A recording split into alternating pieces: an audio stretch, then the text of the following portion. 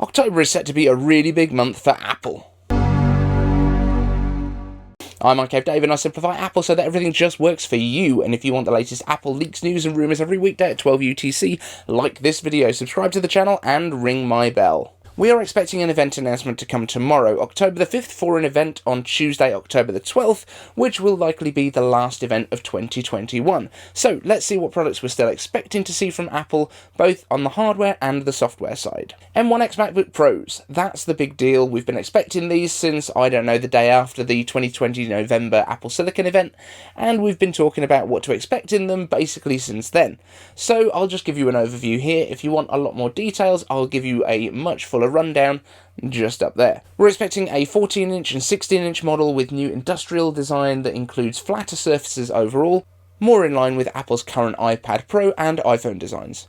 Those displays are expected, by the way, to be mini LED, and that looks like it's been the production bottleneck so far too. Apple, it seems, was planning to launch these in June, pulling it from the WWDC keynote at the very last minute. They even forgot to remove the M1X and M1X MacBook Pro tags from the YouTube stream's metadata. We're also expecting to see more I/O, so more HDMI ports, SD card readers, or maybe a different card reader, we don't necessarily know on that one. MagSafe charging, and still USB-C Thunderbolt ports, of course.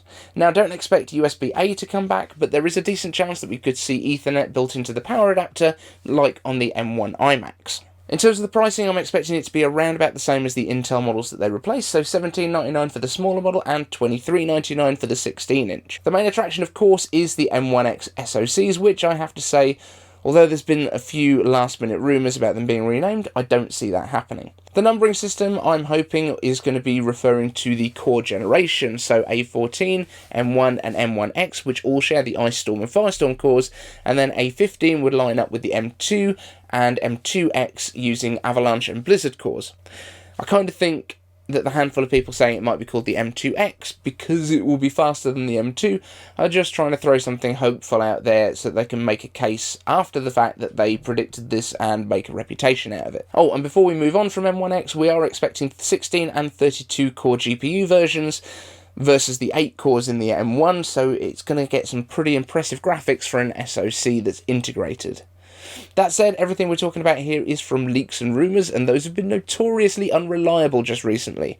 Not because the sources are wrong, but production issues on various products, Apple Watch Series 7, we're looking at you, mean that last-minute changes have had to come to use backup designs, for example. So beyond those MacBook Pros, what else are we expecting? Well, there's the Mac Mini redesign that's also expected to get the M1X chip as the desktop option, and that could well start at $10.99, just like the Intel model that it replaces, and that would get the same M1X 10-core SoC, that's 8 performance cores and 2 efficiency cores, and the same 16 and 32 core GPU options. If that comes at the event, that's what I'll be picking up the second it goes on sale, although there are rumours that it could arrive a little later, perhaps announced at the event but going on sale later in the month. While an iMac would be amazing to see with M1X2, we're not expecting to see the larger model at the event, although no one has mentioned that I'm aware of the possibility that the 24-inch iMac that was released back in April has probably got enough thermal headroom to take an M1X. I can't imagine Apple would have designed themselves into a corner that quickly. So there's a non-zero chance that we could see a 24-inch version that also arrives at this event with M1X inside. Could that also have darker bezels and Pro colours? Perhaps. To be clear, I'm not saying that I think this is going to come, but I don't think it's impossible, so there's a non-zero chance we could be seeing a 24-inch iMac at this event. Last, we're still expecting 3rd generation AirPods before the end of this year. In every case apart from the original announcement though, AirPods have always been announced via press release, not events, so that includes AirPods Pro, AirPods 2nd generation, and even AirPods Max. There was no event for these to be launched, so there's no guarantee that these would feature at an event, but again, it's in no way impossible. In terms of software, we could well see updated versions of Apple's Pro apps, so Final Cut, Logic, and their satellite apps like Motion, Compressor, and MainStage. iMovie and GarageBand could also be picking up some refreshers, with the marquee features I'd be expecting to be centred around spatial audio, which would nicely tie in with the AirPods release, I guess, and also cinematic video, which is announced with the iPhone 13 range, allowing for those cinematic focus pulls to actually be edited in post on your Mac. I'd also love to see Final Cut getting live streaming support along the lines of OBS, and it seems that Apple has implemented multi-camera support for live presentations in Keynote last week, so this might be a technology that translates across. They might even brand it as kind of a FaceTime expansion, like FaceTime live stream or something like that.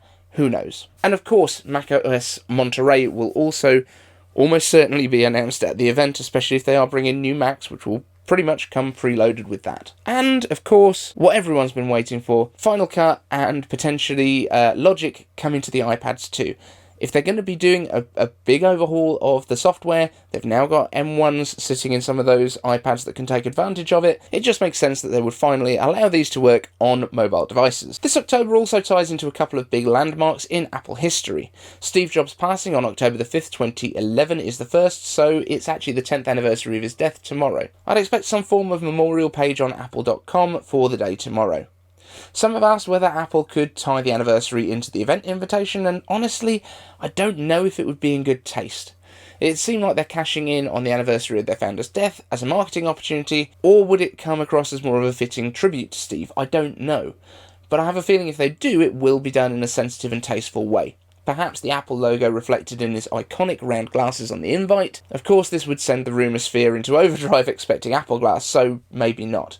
Let me know in the comments if you think Apple might reference Steve in the invite. Also, iPod. The first iPod launched on October the 23rd of 2001, so by the end of this month, iPod will have turned 20. And there have been questions about Apple releasing an update to the iPod Touch to commemorate this. Now, I'm very sceptical that they would do this, as they just don't seem to be like a compelling product that anyone would really care about now. However, the only way that I can see it happening is if they focus on lossless audio, give it an update with the current generation, or at least an A14 chip, and keep a physical headphone port on it so it can be used wired. And please, for the love of God, Apple, don't preload it with U2 albums that nobody wants. So, time for iCaveAnswers. This is where I answer your questions from the comments section. And if you want a question answered in a future show, all you do, use hashtag iCaveAnswers when you post your question down there, so I know that you want it answered on the show. First one comes from Euri Tech, iCaveAnswers, spookytober, iCaveDave logo. When's it coming? I don't think I was planning to do a spooky October logo refresh, but sure, I'll have a play around with that and we'll get something out. Maybe the end of the week. Let's make it exciting.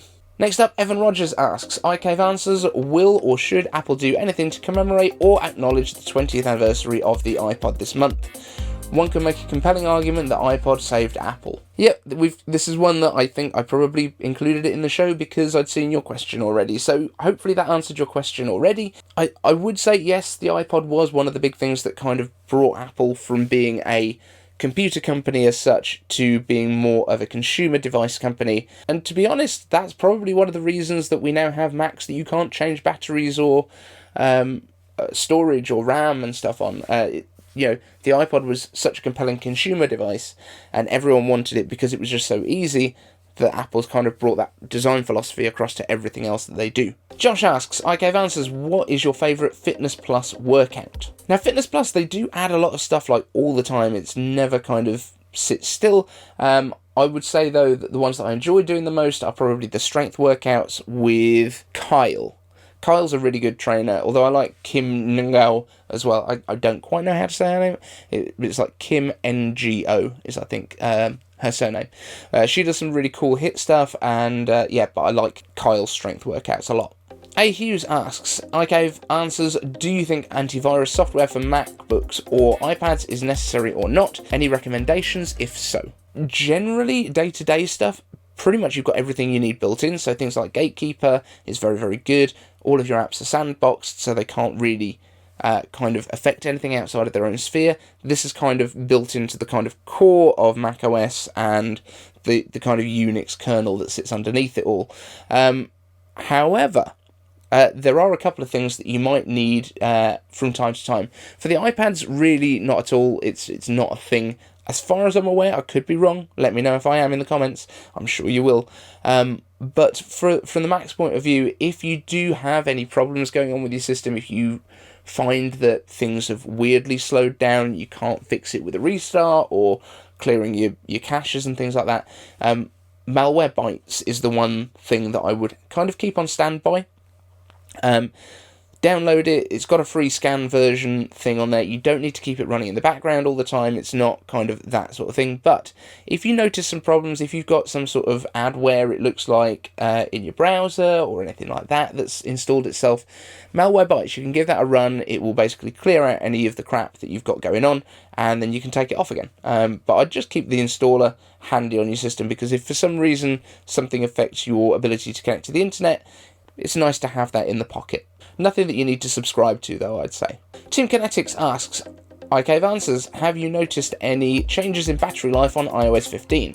My iPhone 12 Pro Max seems to be worse on battery since updating, still more than gets through the day, just finished on around 40% instead of 50 to 60%. So when the first betas came out, this is difficult for me because I don't notice the battery changes because I'm always running the early betas, which always affect your battery a lot more. Right now, I'd say it's really, really good. I haven't noticed it being any worse. However, we did also notice that with the iOS 15 betas, at least, I haven't run it since then, Geekbench was giving better scores on iOS 15, so it might be that they're actually tuning the chip up a little bit to give a little bit more performance, and if they're doing that at the cost of a little bit of battery, and if you're still finishing your day on like 40%, I think that's a fair enough trade-off. I don't think it's anything to worry about.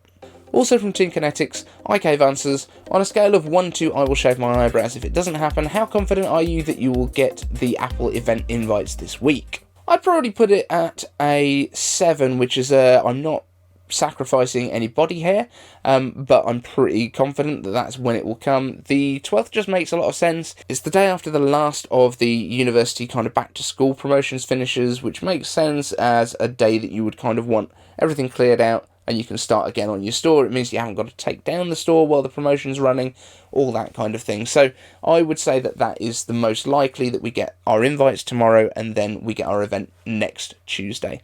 But it is possible that we get our invites next Tuesday and then we have a, what would it be, the 19th of October event? Something like that. Daniel Goldsmith asks, iCaveAnswers, if you look at the first generation 11-inch iPad Pro with A12X or M0 and the second gen as A12Z as M0.5, can we expect an M1 spec bump on the 4th generation 11-inch iPad Pros? It's definitely not getting the M2 in the spring with the MacBook Air M2 coming in the fall. With a 2-year rollout of M1X processors, is it possible that the M2 should be based on A16 versus A15? What are your thoughts given Apple's history? So this kind of comes back to what we were talking about in the early part of the video when we were talking about those chip generations, the core generations within the chips. So my thoughts are that at the moment, things are just a little bit out of skew because of the production shortages that have been happening, and it's been more about the difficulties with display manufacturing than anything around the chips.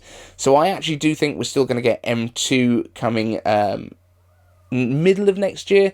I'm gonna say I hope that we're gonna get it around about WWDC rather than being kind of in September time. I know Guoming has said that they're going to start production in the 3rd quarter of next year. That doesn't really line up with what I was expecting. I do think, though, that Apple is really going to try to push out an M series chip and an M1X chip every year once we actually got these design changes out the way, once all of the production is set up. Just makes a lot more sense because they're doing the core architectures every year anyway for the iPhones, so putting it into larger chips shouldn't be a huge amount of issue as long as they've got the capacity in terms of chips and they've not got, you know, massive production issues and transport issues like we've had with COVID and everything else. I think we're just in one of those spots at the moment where everything is thrown off so much that we can't really take it as being typical. That's my best guess anyway. I do think that they want to settle into having an annual update to M1, to M2, to M3, an annual update from M1X to M2X to M3X, and also the A series chips.